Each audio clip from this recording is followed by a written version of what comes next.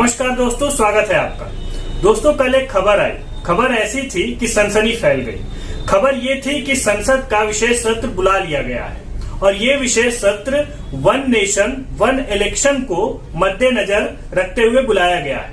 आइए आज हम इसी पे चर्चा करेंगे। हमारे साथ मौजूद हैं वरिष्ठ पत्रकार बद्रीनाथ वर्मा, जो इस विषय पर जानकारी रखते हैं और बताएंगे कि ये क्यों जरूरी है और इसके पीछे का क्या तर्क है, कौन से तथ्य हैं और क्यों विपक्ष इस पर हंगामा किए हुए है। तो बद्री जी, सबसे पहले तो ये बताइए कि वन नेशन वन इलेक्शन का जो प्रस्ताव रखा गया है और जो संसद के पटल पर एक बिल के रूप में आएगा विशेष सत्र में, उसमें क्या लगता है कि इसकी जरूरत आज के समय में क्यों है? देखिए सौरभ जी, ये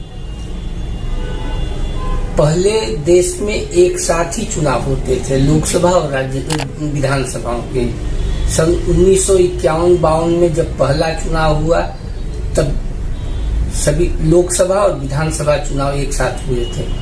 फिर 57 में हुआ, 1962 में हुआ, 1967 तक एक साथ ही लोकसभा और विधानसभाओं के चुनाव होते थे।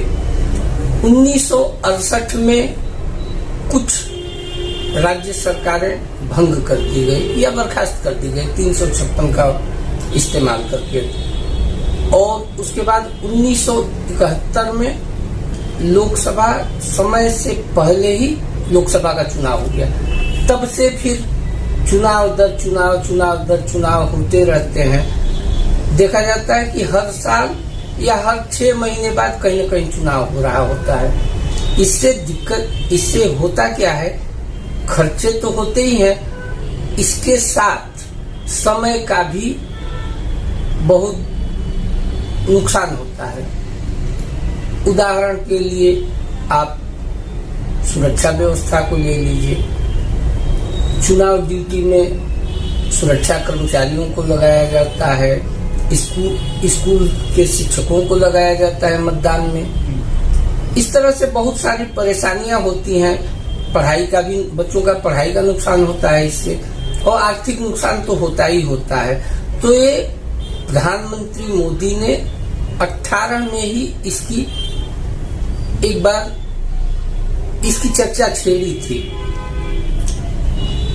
खुद चुनाव आयोग भी इसे कह चुका है कि एक साथ एक चुनाव हो, एक देश एक चुनाव। इससे फायदा ये होगा कि समय की बचत होगी, आर्थिक बचत होगी, और हर बार चुनाव की घोषणा होने से होता है कि एक आचार संहिता लग जाती है, जिसमें अब कोई भी न कोई घोषणा हो सकती है, न कोई नई योजना लॉन्च हो सकती है। विकास के काम पूरी तरह से ठप हो जाते हैं। आपकी बात सही है। इसमें बहुत सारे खर्चे होते हैं और खर्चों के साथ साथ कई संस्थाएं भी लग जाती हैं। संस्थाएं जब अपना काम करती हैं तो एक तरह से देखिए तो एक व्यवधान बना रहता है।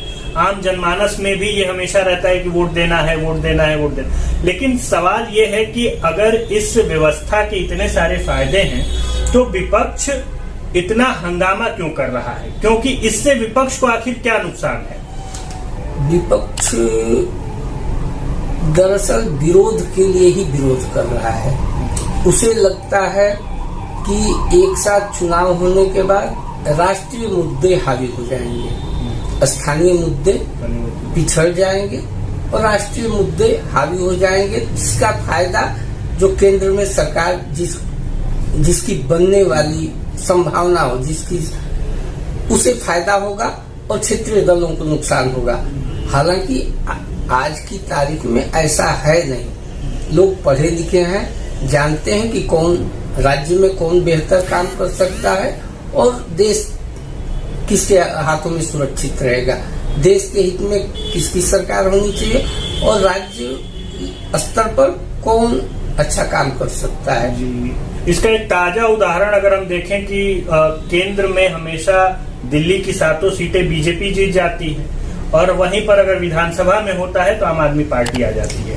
वही दिल्ली के लोग हैं जो केंद्र में बीजेपी को सपोर्ट करते हैं और राज्य में जब वो मतदान करने जाते हैं तो उनकी जो सोच होती है या जो भी वो मुद्दे होते हैं वो बदल जाते हैं। तो लेकिन विपक्ष का इस तरह का रवैया, क्या यह लोकतंत्र के लिए एक तरह से खतरा है? क्योंकि एक तरफ विपक्ष खुद ये कह रहा है कि सत्ता पक्ष लोकतंत्र के लिए खतरा है और एक तरह से वो कह रहा है कि अनडिक्लेयर इमरजेंसी लगी हुई है। लेकिन अगर कोई व्यवस्था ऐसी बनती है जिसमें देश हित होता है या देश की चुनावी प्रक्रिया और सहज और सरल होती है, लोगों को उससे सुगमता होती है, संस्थाओं को सुगमता होती है, साथ साथ सरकार का भी खर्चा जो बहुत हद तक कम होता है, तो उसमें विपक्ष देश को न देखते हुए क्या आपको लगता है कि व्यक्तिगत फायदे को देख रहा है?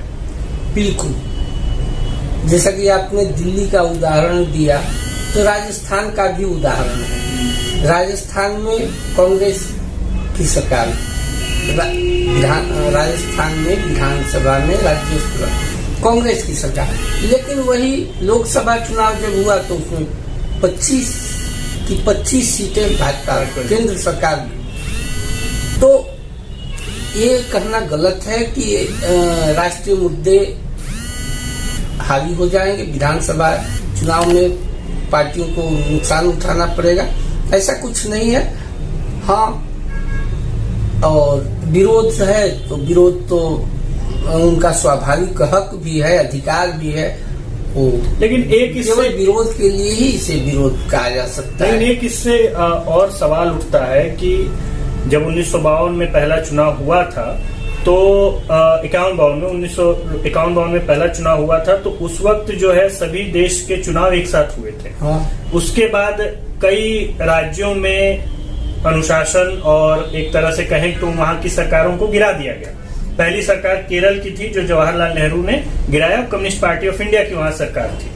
लेकिन ये हम देख सकते हैं कि आने वाले समय में भी ऐसी स्थितियां बन सकती हैं कि कई बार आपको सरकार लॉ एंड ऑर्डर के बेसिस पर वहां पर उसको हटाना होगा, राष्ट्रपति शासन लगाना होगा।